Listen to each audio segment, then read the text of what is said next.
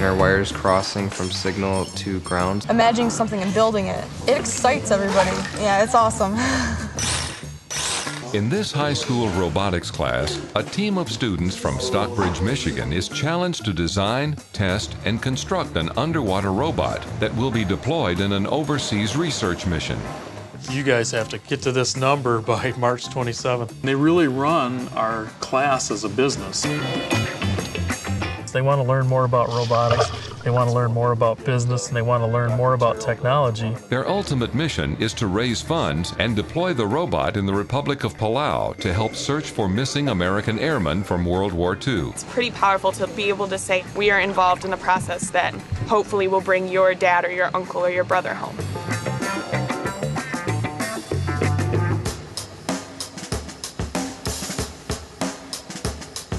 Today, students are in Alpena, Michigan testing their robot. They encounter real-world problems when the microcontroller in the ROV design doesn't work. We are not getting any signal.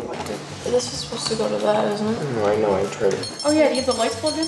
Teamwork and troubleshooting are found to be just as important as utilizing science, math, and engineering to find a solution.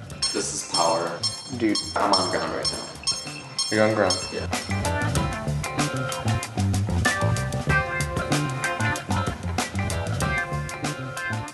My main goal is to get you guys to work as a team, to get you to work together, to ensure that we can work on the boat.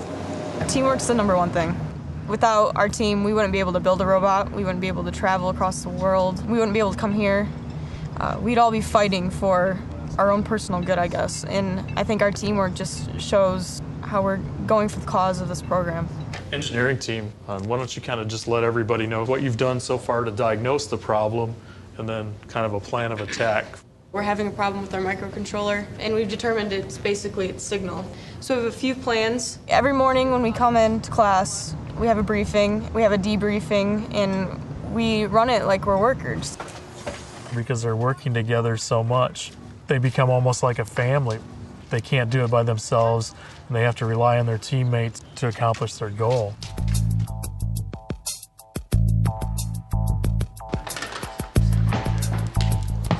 We're not getting signal from the remote. I'm logging in. Is that turning anything on? I would like some help. Controller to see if we're still can get signal. Let's just test it. But I mean, it worked like that. It's electronics and it's water and they don't mix, so we ran into a problem with the signal that controls our motors. So the kids are doing some troubleshooting, trying to figure out what the problem is and hoping to solve that. 100% positive. It's on red. The power and the ground on here are like switch. The ground's on the left and the power's on the right. Say somebody switches up a wire or changes a connector without telling anybody, and someone plugs it in or switches another wire around, something could catch on fire and potentially destroy everything we've worked for up to this point. Yeah. I think it's this. I think it is too. Because this doesn't make any sense. We trust each other, so when someone checks something, we're like, okay, that's good if they said it's good. Some of us are better at programming, some of us are better at engineering, but we all work on the robot, so we kind of see how the other person does it, and we ask, what are you doing right now? And they'll tell us and explain. We learn from each other, so it like keeps a good balance because some of us may know more, but it kind of trickles down. You know how they're crossed over in the same one? Yeah. Well, if you check here and they're not crossed over, but then if you check here and they are crossed over, then you know it's the solder. In entrepreneurship, you actually have to have the initiative to use your own ideas and implement your own ideas, and you have to be able to work on a team and communicate. And communication is difficult. You just have to be persistent and keep yourself organized, and that would lead to success more than anything. Okay, so what do you know? Well, we switched the VEX controller out and that didn't change anything.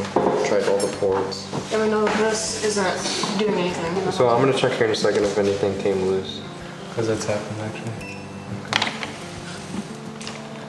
It's hard to teach troubleshooting skills because things have to be broken first.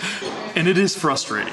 And the quick fix would have been just for me to tell them fix this and replace that and let's go. When they get out in the workforce, I'm not going to be there, or their college professor's not going to be there to help them. They have to figure it out on their own. We kind of didn't heat shrink the wires, so whenever I went to go plug it in, I didn't really check it, and the wires touched, and negative and positive makes smoke, and kind of blew up the $150 microcontroller. What did we learn? And blue smoke's not good. Yeah, we're conscious about the budget, but if we blow up a $150 microcontroller, it's not the end of the world. You know, as long as they figured out why it happened and we don't do it again, I'm okay with that. And I think they'd feel comfortable in that environment that they know if they make a mistake, you know, it's not the end of the world. They can learn from it and move on. When you come up here and test the pins, they're fine. So they're not crossing over through there, and they can't cross through the tether then. So we're gonna just try what we traditionally had. Okay. And it's worth a shot. Go for it. I pretty much had an idea what the problem was before they started, but I want them to be able to solve the problem themselves. So take back the ones that you're not using. Okay, what are the ones I'm using? So you're using red and black. Red and black, blue. Green goes to black. All those wires have to match all the way through that 300-foot of tether for this to work. Okay, go ahead and turn it on. Not good. But we don't have signal all the way through the tether. So get your multimeter out, check continuity first. They're working with electricity and a little bit of math, and they're applying what they've already learned. So they're measuring voltage, they're testing for continuity through the solder joints, and they're measuring resistance. And then they're doing this at multiple places in the tether to test their solder joints. Keep going, dude. I've gone to every single one. Yes. It's yellow. Yellow, so yellow's white. So we totally messed up This is those other yellow. three. Yeah, so these two. This one stays. These three need to be unsoldered. This whole program, honestly, is like figuring out why it doesn't work and then fixing it. Is Cade ready?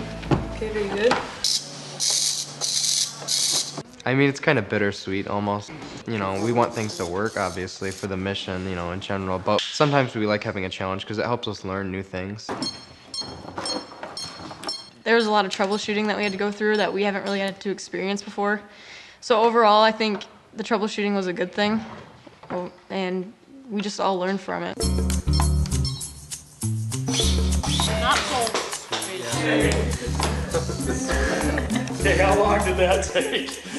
Like an hour. A couple hours. No, like an hour and a half. 30 minutes. Are you counting all the troubleshooting? An hour and 35.